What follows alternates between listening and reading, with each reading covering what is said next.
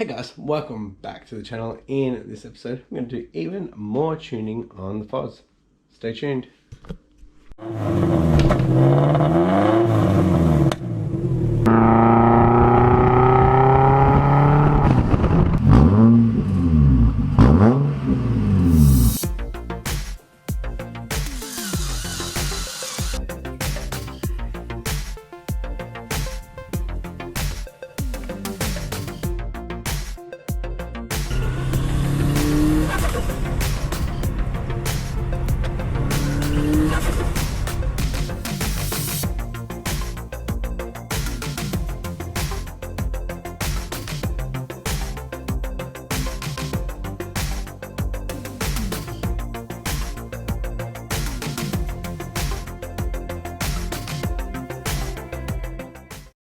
Alright guys, thanks for tuning in. If you haven't yet, please hit that subscribe button and the post notification bell. With that being said, let's get into it. Alrighty guys, so it's Wednesday night now. I went to my parents' place, picked up my dad's 20 litre jerry can, got it full of 98 octane. I'm going to get it in, hopefully I don't spill any. And I was thinking maybe getting out tonight. I don't know. Can't remember if I put the tune in yet or not from last episode. So I'll just do that again just in case. So we've added some timing. So it should be good. And taking 2% off mass airflow. So hopefully finish the mass airflow this episode and get into the load compensation for the MAF as well and finish that off as well. So then we can move on to the timing and the fueling. And then I really have to wait until Victoria opens up, so I can just go out whenever I want, go out 10 k's that way and actually open her up, because I haven't actually opened her up yet and she's already starting to scare me. So yeah, won't be for another couple of weeks that we'll see it actually ripping. Yeah, let's get this petrol in. Oh, also, I don't know if I've told you guys, probably some of you know from if you've been watching for a while, about my exhaust cutout, that when I open it up, I actually freeze the flow up and I actually get more boost. I get about 2 more PSI out of everything. So yeah, when she's full noise, screaming, it's an extra 2 pounds. So it makes a difference. When it's well, it's not 3 inch all the way through, 3 inch halfway, 2.5, 2.5 and 3s. But yeah, it's a little bit too loud. I'm not used to it yet. I was used to it. Now I'm in the Skyline with stock exhaust. Yeah, it's pretty loud. Definitely not something to have open at night time, cruising around town. But yeah, glad I've actually got the cutout, so it can be quiet. Alrighty boys, got 7.5 litres in. Got a couple 2.5 litres in my little one there. I'll be doing the lawns this weekend, so why not? I think 17 litres should be enough to, fingers crossed, finish this tune. I did spill a bit. But we'll clean it up. Let me get this off too. Alright boys, it's cleaned up of that panel. Nice and shiny now. I'm going to go ahead and jump on the computer, make sure I have flashed the new one in. And then it's nearly 9 o'clock. I can't remember if we're not allowed out after 9. I think you are. Just those stupid 4 reasons. Anyways, so the last thing I did was flash. So, guessing it's right. First time in a long time the fuel gauge is not on empty. Yeah, she needs a bit of work once everything's done. Good clean up. I need to fix the dash. The lights are on and the backlighting goes away. So gotta work out something there. Might have something to do with the gauges. I can't remember, and I can't remember when it started happening. But yeah, got a lot of work to do still. Stuff it. I can hear other cars are ripping around, so start her up, let it idle, and warm up, and then we'll just head out for a couple of runs. Just a cruise to get it to 2.5 volts, and then one rip to get it up to 4. And then back in, see how we go, and then we can go inside and play around with compensation and stuff like that if I need to. Alrighty boys, just got back from the 2 little pulls that I did. So the voltage on the airflow meter got up to 4.18, which is good. It was better, more than last time. So we can see a bit more there. Knock correction advance. We only hit 1.41, which is great. So it's getting better. It's getting better.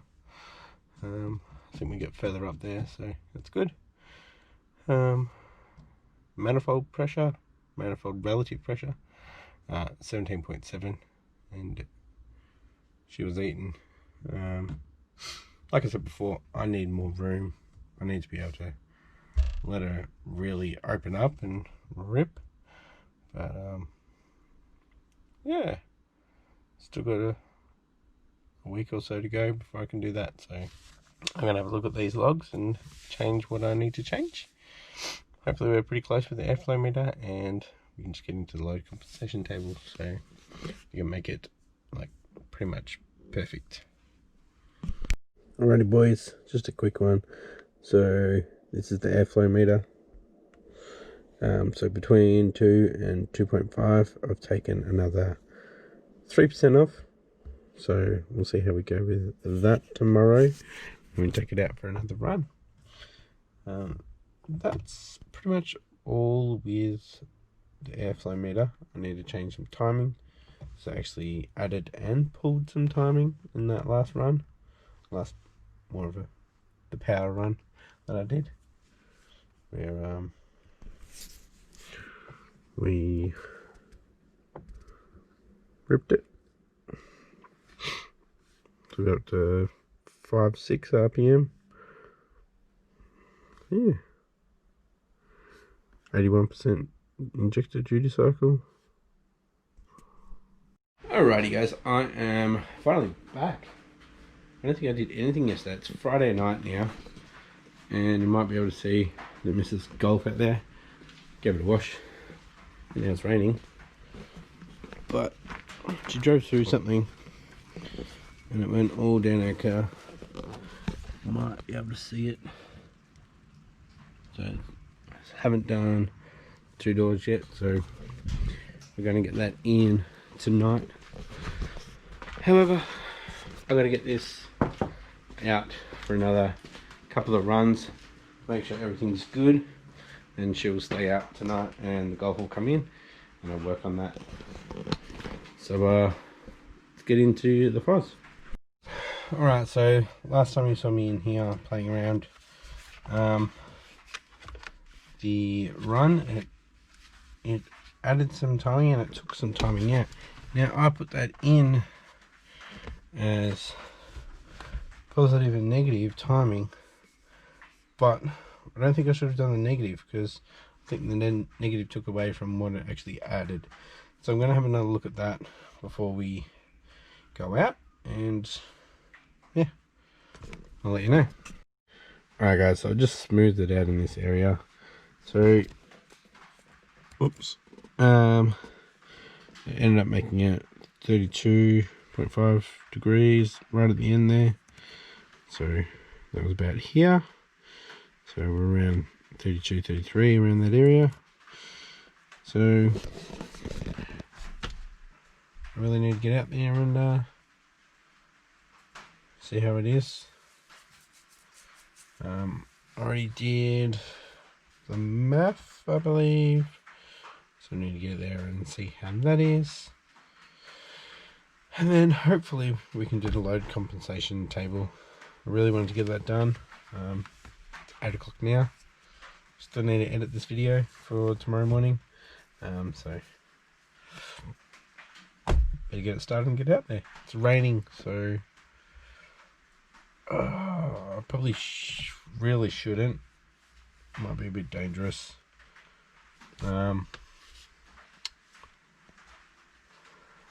Yeah. The load compensation isn't too bad. Like, I don't have to floor it to show you the load compensation table. It goes up to 3.87 psi and 2800 RPM. So it's not too bad.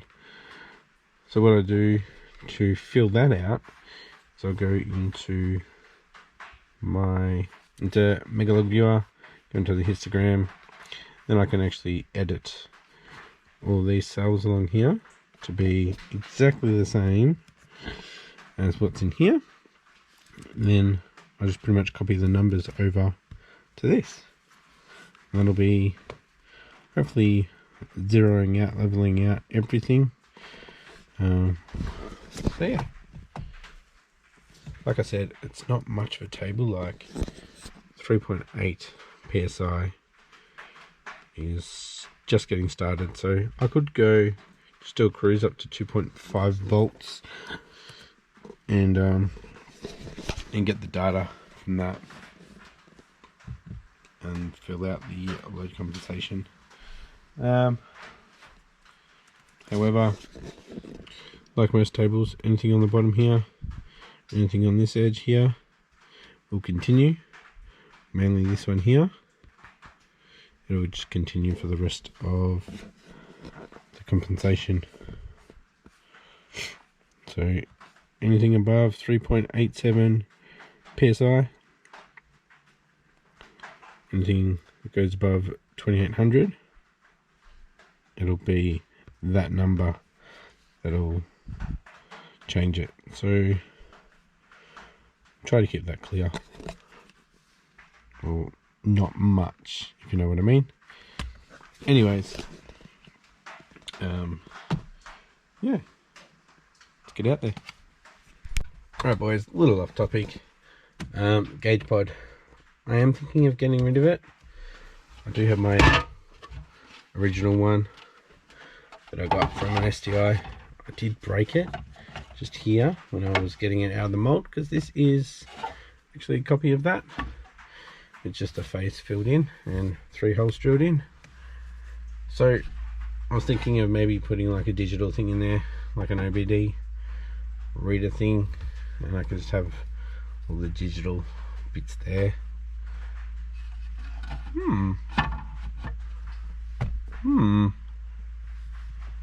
No, don't do it. Yeah, so I'll have like that greeny yellowy backlighting, you know what I'm talking about. But yeah, that'll go there and look stock. But this was one of my first pieces, so I didn't do a good job. So I might send this back and actually skin it with carbon fiber. Now I don't have the brackets to actually attach it properly, but you know, once it's in there, it's in there. I've still got that there. See how that's all fiberglass in there. It's got some double-sided tape in there, and obviously all the wiring. So hopefully I'll be able to get rid of that wiring, and that'll fix the issue with all the lighting as well. So yeah, what do you guys think? Clean it up, skin it. Obviously I'm gonna have to fix that and yeah, get one of those OBD displays for it. Alrighty, we need to turn this down because it is really bright once I'm out there. Coolant. Air float. See, this is me with the lights on. Can't see shit on the dash. are blinking and bright, and they're two different blues. And this is going schizo. So, yeah, I think I might just get the OBD thing there. And I was thinking of having the boost gauges here and here. I need to get some like LEDs for here, for the actual dash. Yeah, it's idling properly now. You're not working though. Oh, and you can see this going up, right? It's not even connected. There's just two wires hanging in the engine bay. So I'm guessing I'm seeing engine bay temp. Alright, just got back. Just got the scavenger pump still running. I can't go full boost. It's raining and it spun, and it was spinning.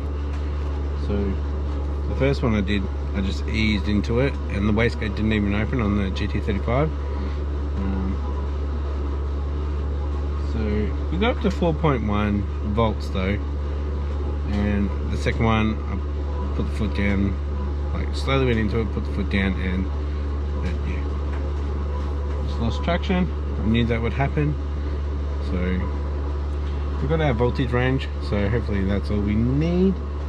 And we hit a 2.8 degree advancement, so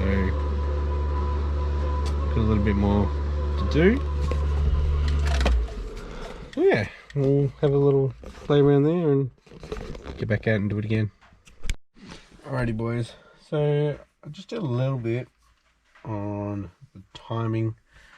Now Michael said last episode that I need to do the boost table properly before I really get into the timing, because every 1 to 2 pounds I need to add timing. So yeah, I really should be doing that. So that'll be coming up in the next couple of episodes. So I'm just getting into it where it's safe. As you can see, boost is coming up and it's adding timing. So pretty much, yeah, that's what I need to do. So I've added a bit more timing in there. So I'll go out, just go for a cruise, get my up to 2.5 volts, and put the foot down a bit, making sure I'm not going too crazy. Like here I got up to 12.7 psi. So once it gets above that, the wheels just lose grip in the wet. So obviously we're gonna have to invest in some better tires, or I really don't want to. I want to stay stock wheels, but go wider wheels, so we can keep traction, I guess, because we still are on stock injectors, guys. Remember that. There's still a lot more to go.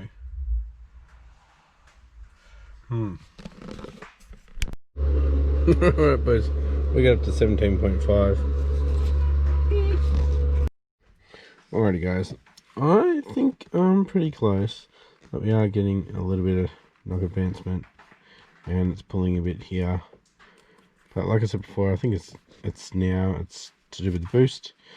So I don't think I can really do much with where I am. I need to get out and have a good long run, a good steady run, and with these stupid restrictions I can't get out and do that. So it might be a couple of weeks away before I can actually do that. So this might be the last tuning one for a little while. I'll play around with the boost, but yeah, we'll probably get into like more cosmetic stuff for the next couple of weeks, and make it start looking a bit better. And once we can get out to a nice long smooth straight, then I can just cruise around and log. We can do some more fine tuning with the MAF, and we can actually then get into load compensation. I don't want to do the load compensation now with just the 5-6 seconds that I'm doing along the road. I want to really get out there and do it properly, that first time I did it with just chucking the injectors in. That was a big mistake, and I don't want to do that again. So I'll have to wait a couple of weeks before we can get out, but it's going to happen. Any help, comment down below, guys. Really appreciate it. But yeah, I think I'm done for tonight. I need to head in and edit this video. So if you enjoyed this episode, give it a thumbs up, and if you haven't yet, please hit that subscribe button and the post notification bell to keep up to date with the build. It's going to be hitting the streets soon, so watch out, boys. I'm coming for ya. Thanks for watching. Bye.